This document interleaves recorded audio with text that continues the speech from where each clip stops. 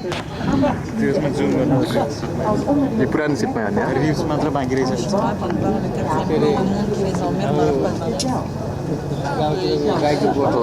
मान्छे गाईको गोठ जस्तो छ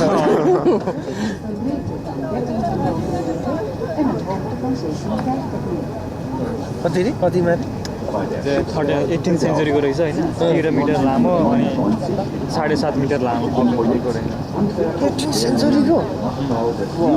अहिलेसम्म सँगालेर राखेको है ब्रो कस्तो हुँदैछ सयर एकदम चक्कास चिसोले चाहिँ अलिअलि त्यति असर गरेको छैन सनसेट भइरहेको आउँछ होला है राम्रो सनसेट भइरहेछ यार पनि है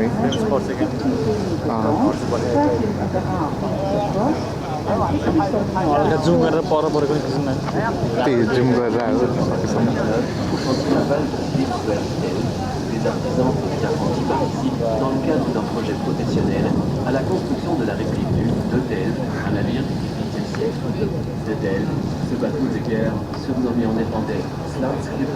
हरिदालाई त पौडी राम्रै आउँछ के अरे पुवाल परेर पानी चिरेर नि केही टेन्सन छैन मलाई नि त्यो पाल नपर्ने चाहिँ आउँछ पाल पर्छ पुवाल परेपछि सब होस् जान्छ सबै कन्टिन्युसहरू भएन यो त क्याथोलो रहेछ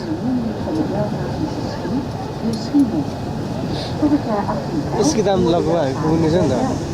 ऊ त्यो यसको दाम त कता कता लैजान्छ एकदम घाम लागेन है अनि घाम लागेर पर परेको नि देख्छ नि अहिले अलिक त्यस्तो घाम लागेन अब कहाँ घाम लाग्छ एक साल आज यति भएको नि ठुलो कुरा भयो नेपालमा त बिहान 6 बजी यस्तै हुन्छ उज्यालो भएतिर हिँडेको त्यस्तो मिरिमिरी हाम्रो दाइले आउँछ नि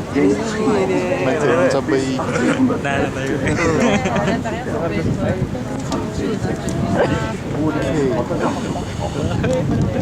अहिले त अहिले त्यो माथिको